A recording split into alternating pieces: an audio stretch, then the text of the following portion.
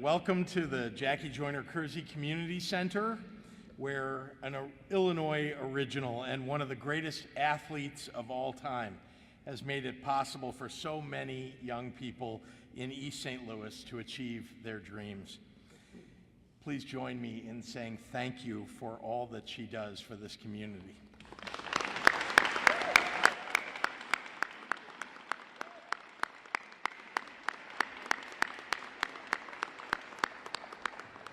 Also joining us today is ISP Director Brendan Kelly, East St. Louis Mayor Robert Eastern, Senator Chris Belt, Representative LaToya Greenwood, East St. Louis Chief Kendall Perry, and other community leaders in government, education, and faith. Thank you all for being here today.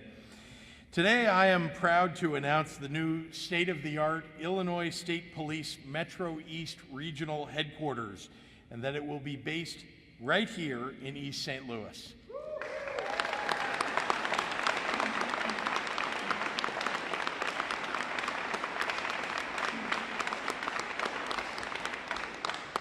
The design process has already been funded and the project is being kicked into high gear. This is a giant leap forward in ensuring the safety of East St. Louis residents and the entire Metro East. It reflects what this region and all of Illinois deserve, communities where public safety works so all of our families can thrive. Relocating the outdated local ISP operations currently split between two other counties to East St. Louis is a concept that local and regional leaders, activists, and community stakeholders have embraced and have been working on for some time now. The new multi-mission facility will not only increase safety for residents, but will be an anchor for new residential and business investment. East St. Louis will be home to ISP patrol, investigations, communications, and SWAT resources, and importantly, it will house the Public Safety Enforcement Group. This successful collaboration between state and local police is a community-based violence reduction partnership that in its first full year of operation has seen a 25% decrease in homicides, even as they spiked across the country. The state of Illinois is receiving the property for this new headquarters from Lansdowne Up, a local nonprofit dedicated to a stronger future for East St. Louis.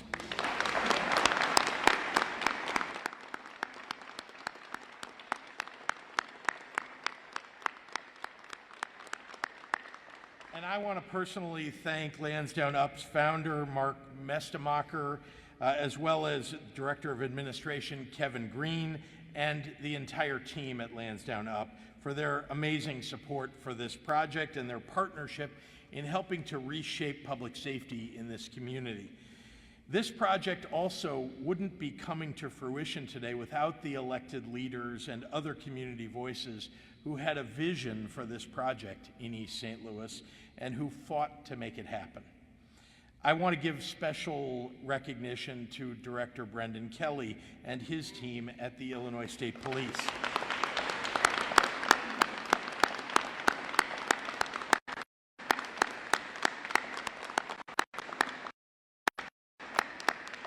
They have demonstrated their dedication to safety here and across the entire state. From day one, we an ISP in total by adding troopers, modernizing the technology and tools necessary, and upgrading equipment and facilities to support law enforcement. Today's announcement is funded in large part by our Rebuild Illinois capital plan, which includes $120 million for ISP facilities, the largest investment of its kind in state history. Our other historic investments at ISP include hiring substantial additional personnel for the Division of Forensic Services and acquiring state-of-the-art robotics and software to speed up drug and DNA evidence turnaround time. We are designing and building a new state-of-the-art crime lab in Joliet, Illinois, and we are opening a new lab in Decatur, increasing even further our ability to handle cases. We're filling those jobs with best-in-class experts, starting at the newly established ISP Forensic Science Institute at the newly expanded Belleville Educational Campus, another really great development at the Illinois State Police.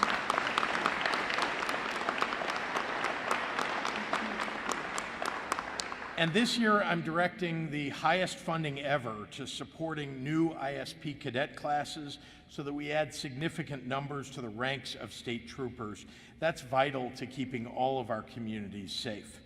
Of course, whatever policies and procedures we implement are only as good as the folks who see it through. And the men and women of the Illinois State Police are the best in the nation. Leading them is someone already well known to the residents of Metro East, and that's our ISP Director, Brendan Kelly. Director?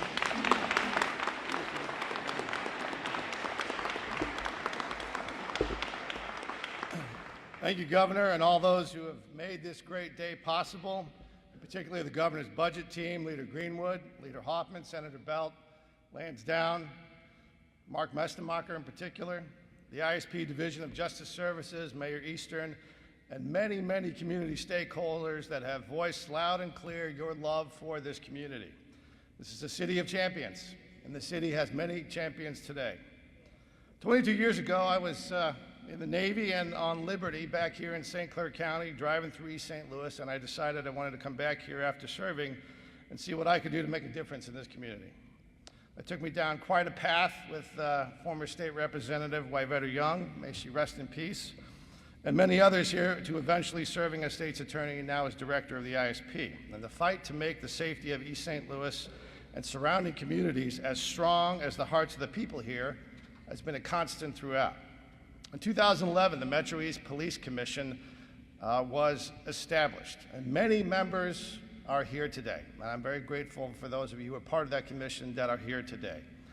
And the key recommendation from the commission and from our partners at the Department of Justice was the need for state investment in public safety infrastructure in order to help reduce crime and create the safe space so essential for essential economic development. The Illinois State Police has a historic relationship with the city of East St. Louis and surrounding communities, and the ties and trust between the community and ISP are strong and deep.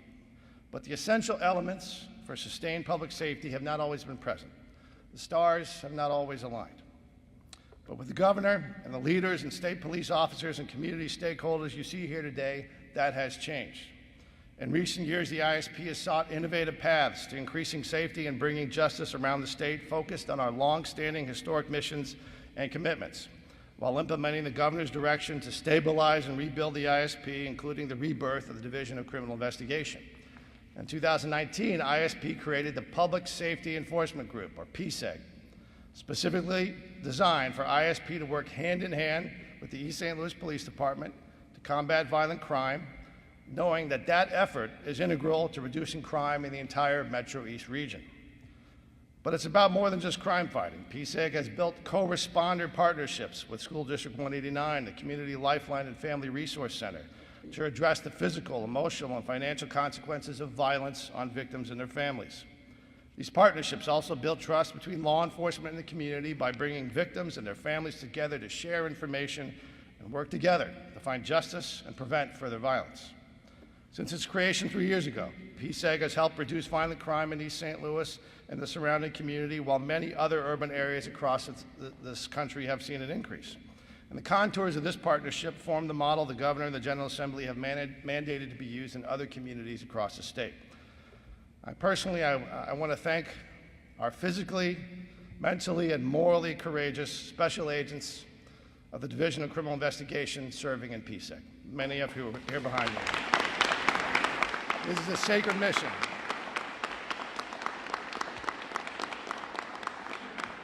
This is a sacred mission you have, and it is making a difference. The physical presence of ISP officers in East St. Louis has been welcomed by community members, not just wonderful organizations like the Jackie Joyner Kershaw Foundation and elected officials, but residents who live in the 89 blocks of East St. Louis who see our officers out on the streets, building relationships and tracking down violent criminals. But the cycle of violence cannot continue down without increased economic opportunity in the community. And again, ISP is leading by example using our infrastructure and capital funding strategically to improve public safety. ISP knows by building here, our new Metro East regional headquarters will become a sustainable anchor in the community, prompting future commercial and residential development, which will further improve public safety. ISP had a detailed list of requirements when we went looking for land to build a new headquarters in the Metro East, including a centralized nexus with interstates and access to public transportation, among many other requirements. Out of the more than 30 submissions, not only did we find a location that met all those requirements, we got it for the low price of $1.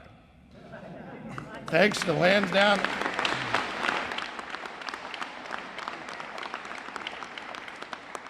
Thanks to Lansdowne Up and the divinely inspired action of Mark Mestemacher and his family, who truly have a heart for this community. In looking at long-term commitments to this effort and the use of state infrastructure dollars to address historic inequities, relocation of the outdated ISP regional headquarters with a new state-of-the-art facility is a concept that local leaders, activists, and community stakeholders have embraced. The new ISP Metro East regional headquarters will not only increase safety in East St. Louis and the region, but will fuel further investment and will have a ripple effect across the entire area. You can't have criminal justice without social justice or economic justice. And you can't have economic or social justice without criminal justice. Nowhere is that more true or a greater cause for hope than right here where we are today. And with that, I'm proud to turn it over to the mayor of the great city of East St. Louis, fellow Navy man, Bobby Eastern.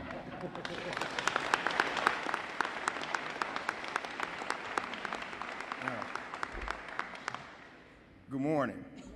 As he stated, I'm the mayor of the great city of champions, of East St. Louis. So I'm very excited today. And I just want to go off track a little bit on that SNL soundbite that said that he was the mayor of East St. Louis and he was not proud to be of East St. Louis. I stand today to say I'm proud to be the mayor of East St. Louis.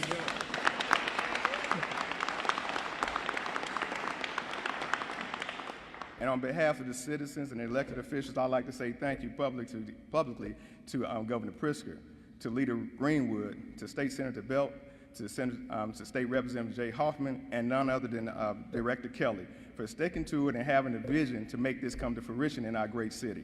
You know, the city of champions we are, and champions always find a way to get it done. So we are here today on the impetus of changing our narrative and changing and having a new signal call. Our new signal call would be East Safe Louis. Now,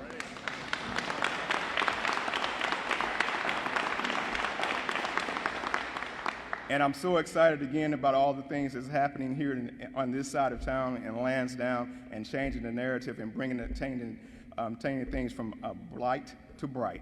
So with all the things that are happening, it's so very exciting. You know, I know that there's something divine and definitely coming into the city of East St. Louis is changing the narrative.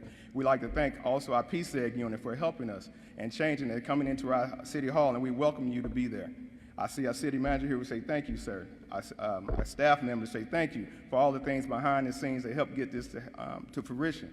It was a long day coming, and we're very excited. But without further ado, I'd like to announce now and to introduce to others to the world's greatest athlete, Jackie Joyner-Kersee.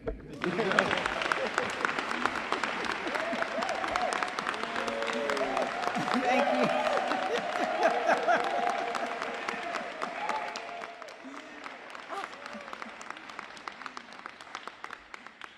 Thank you. It's an honor for me to stand before you on behalf of the Jackie Joyner-Kersee Foundation and also a member of the Lansdowne Up Board, and to just say to Lansdowne Up, we are so grateful and so blessed for you to be into our community, invest in our community, to Mark and Carol Mestemacher leading the way. And as the mayor said, East St. Louis safe is East C. Louis. You see us, and it makes a difference in seeing us, being in this community. And when we talk about it takes a village, yes, it takes a village. Lansdowne Up being able to provide the land, but then also the local dignitaries coming together, and then also Director Kelly being able to talk to the governor to make sure the budget committee signed off on it to make a difference in this community of East St. Louis, because we know that we all want the same things. You know, we all want the best for our community, for our families, and this is just 1 inch closer to bringing people who never wants to come to East St. Louis back and invest in East St. Louis and also live in East St. Louis. And to all the state troopers who come and volunteer here at the JJK Center, from the depth of my soul, I am so blessed and so grateful that you spend your quality time working with our young people and helping them to see the connection and the difference when you're doing cops with chess. All those different things make a difference because they need to see you and know that we all are friends, and that village is all of us. So thank you. And before I leave the mic, I would like to bring up Mr. Kevin Green, who can tell you a lot more about the community and whatever else he wants to share.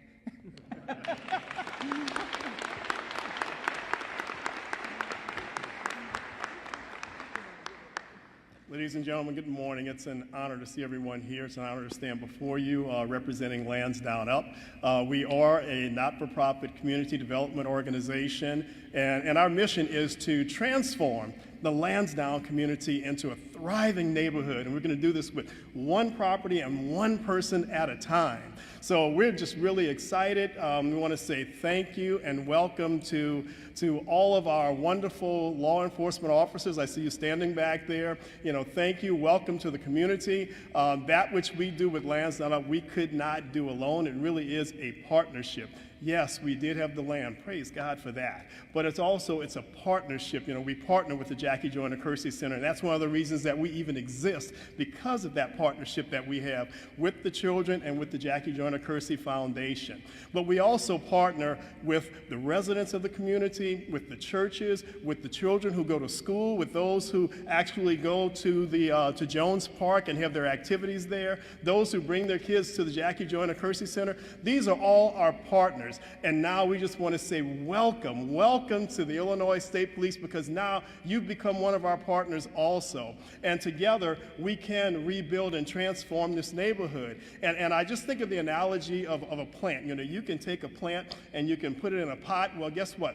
For that plant to flourish, it has to be in a pot of a certain size. It's got to have a certain amount of fertilizer, a certain amount of water, a certain amount of light. It takes a certain type of soil. It takes all these things now to create this plant so that this plant can then thrive and to flourish. And that's what we see here in the Lansdowne community. So we say thank you to the Illinois State Police, because you now are just one of the many ingredients that it takes to just transform this into a thriving community. Again, it is our pleasure. Thank you so very, very much.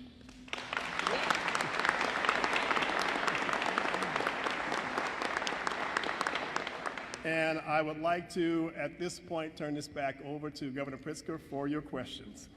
Great. Happy to take any questions from members of the media. Do you know when it'll be completed? I should turn to the director. He's got more construction experience. Well, yeah, obviously. Where's my hard hat, sir?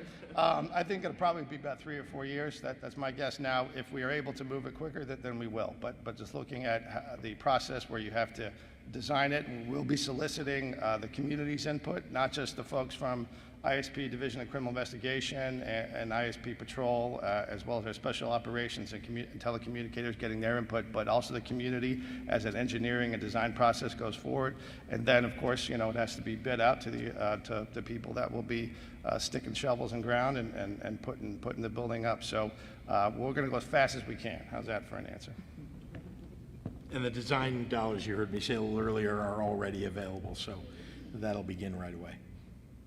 Do you currently have staff, or are you going to be bringing in new staff as well for the new facility? There are staff, and there will be new staff. So the Illinois State Police, our footprint is statewide, and there are obviously, as you can see behind you, we have a footprint here and have historically for a long time. The size of that will ebb and flow depending on the missions, but as a result of this new facility, some functions where we need the space, where we already have the people, but we need the space in terms of our telecommunicators, some issues we have to deal with in terms of storage for some of our SWAT equipment, as well as the staff that we have that are investigative and that on patrol. That will again ebb and flow depending on the needs of public safety. But the staff primarily is there, and if there's a need for additional, then that's something that we do with our budget process on an annual basis. And to be clear, ISP is in a hiring mode, so. Can you give an update on the progress of the ESIG unit so far this year? The ESIG unit? You're going to make me turn it over to the director again, aren't you? I'll just stay right here. Yeah. It's about, we're reaching a little more than our year mark, and the progress has been good. It is a daily constant battle. As was mentioned in our comments earlier, where we've seen crime kind of ebb and flow and an uptick in some areas, it's either been sustained or reduced. In this area, the area that is the footprint of the Public Safety Enforcement Group, this model where we are interacting with the community and we are working with the various wraparound services that are helping us to, again, get better evidence, have better relationships with the community, with witnesses, with victims.